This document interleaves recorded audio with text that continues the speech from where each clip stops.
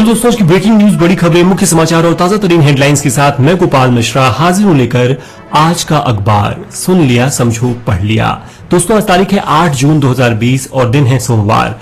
आज की latest news updates में हम जानेंगे, आज से देश भर में खुलेंगे धार्मिक स्थल, शोरूम, मॉल, होटल व रेस्टोरेंट्स। रिलायंस जियो को मिला एक और निवेशक, करेगा 5,683 करोड़ रुपए निवेश।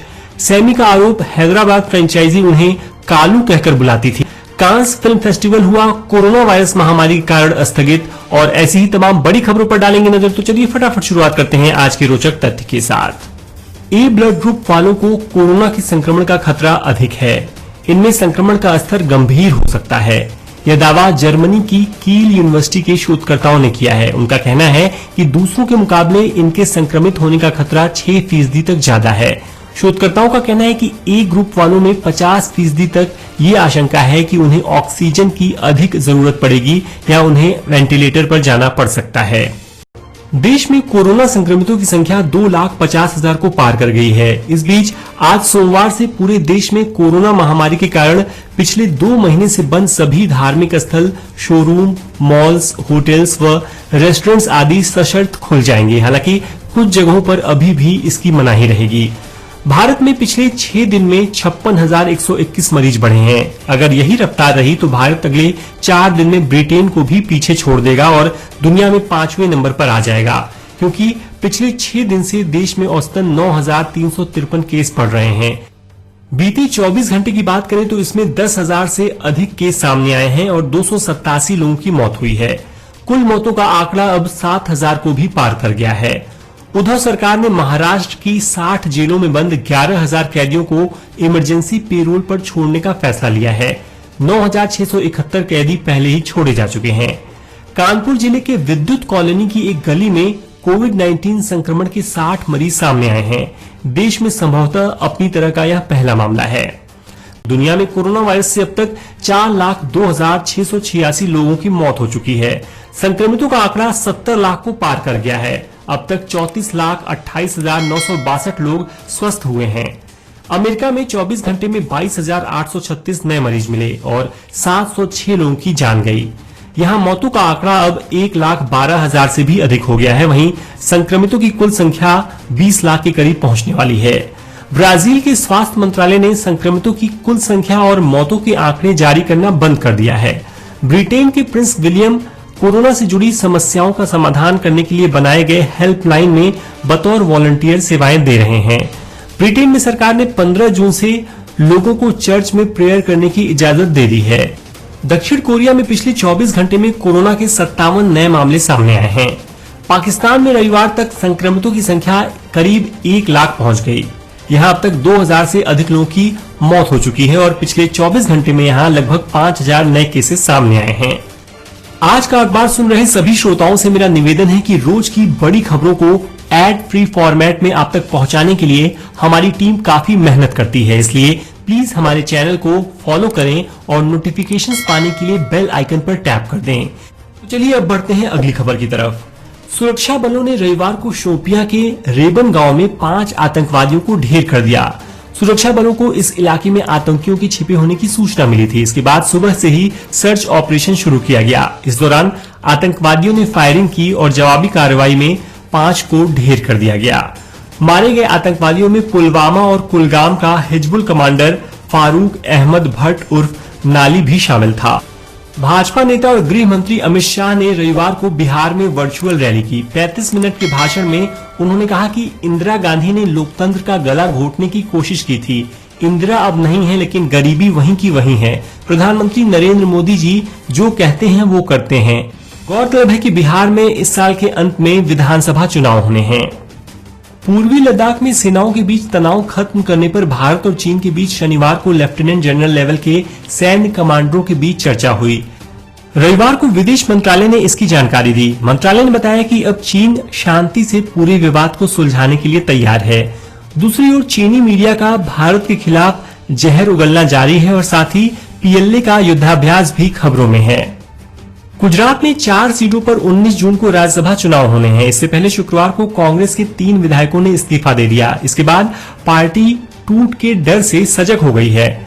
उसने अपने 65 विधायकों को राजस्थान के 1 और गुजरात के 2 रिजॉर्ट्स में ठहराया है। इस बीच पार्टी के एक एमएलए ने कहा है कि जो बिकने वाला माल था वो बिक चुका है।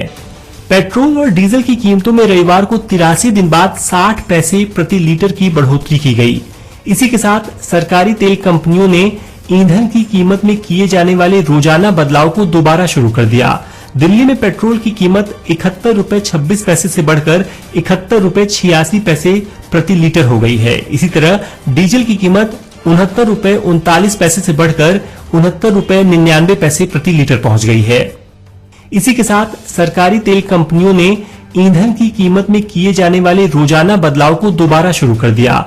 दिल्ली में पेट्रोल की कीमत 71 रुपए 26 पैसे से बढ़कर 71 रुपए 86 पैसे प्रति लीटर हो गई है। इसी तरह डीजल की कीमत 69 रुपए 39 पैसे से बढ़कर 69 रुपए 99 पैसे प्रति लीटर पहुंच गई है।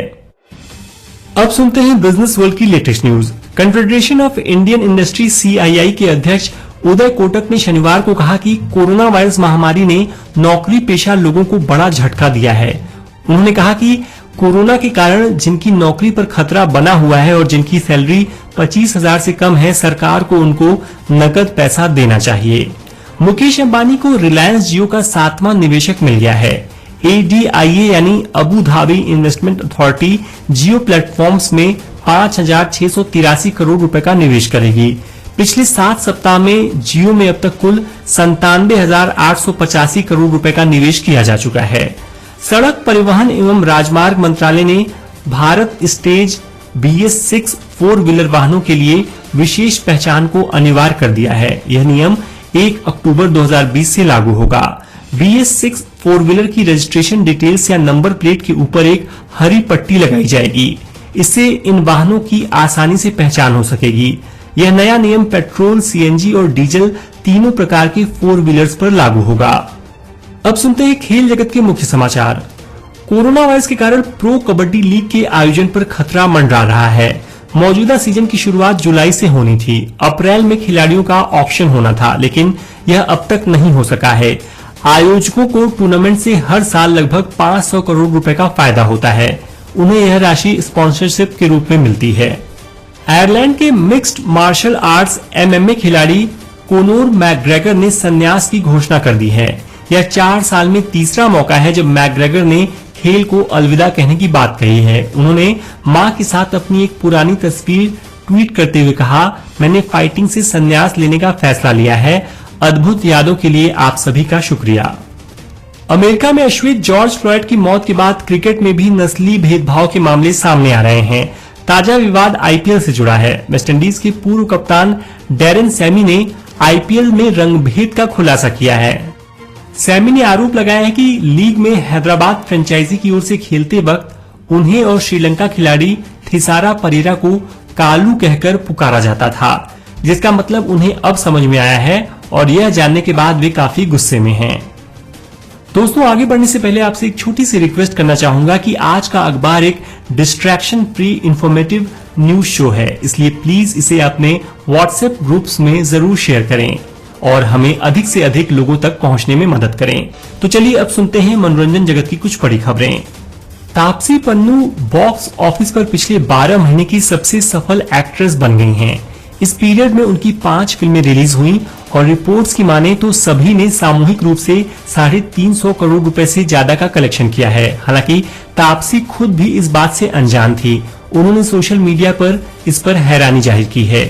सिनेमा इंडस्ट्री के कई सेलेब्स बीते 40 दिन में दुनिया को अलविदा कह गए हैं और अब इंडस्ट्री को एक और सदमा लगा है। कन्नड़ फिल्मों के टैलेंटेड एक्टर्स में से एक 39 वर्षीय चिरंजीवी सर्जा का रविवार को निधन हो गया। उनके निधन की खबर मिलते ही कन्नड़ फिल्म इंडस्ट्री में शोक की लहर दौड़ गई। फ्रांस में हर साल मई में होने वाला Cannes film festival corona virus महामारी के कारण स्थगित कर दिया गया है, लेकिन जूरी के सदस्य पियरे लेक्सक्यूर और थियरी फ्रेमॉक्स ने 73वें संस्करण के लिए 2000 एंट्रीज में से चुनकर 56 फिल्मों का फाइनल लाइनअप घोषित कर दिया है। हालांकि इस लिस्ट में इस बार भी कोई इंडियन फिल्म शामिल नहीं है। और अब आज की रोचक खबर। कोरोना वायरस से बचने के लिए थाईलैंड वालों ने अनोखा तरीका खोजा है। यहाँ रोबोटिक डॉग की मदद से लोगों के हैंड सैनिटाइज करने का काम किया जा रहा है। इस रोबोटिक डॉग का नाम है 9। डॉग को बैंकॉक के सेंटर वर्ल्ड मॉल में रखा गया है। डॉग के ऊपर सैनिटाइजर लगा हुआ है। ये लोगों के पास जाकर उनके हैंड सैनिटाइज करने का काम कर रहा है। ये डॉग 5G टेक्नोलॉजी पर काम करता है। तो दोस्तों, ये हो गई आज के प्रमुख समाचार पत्रों में छपी ताजा तरीन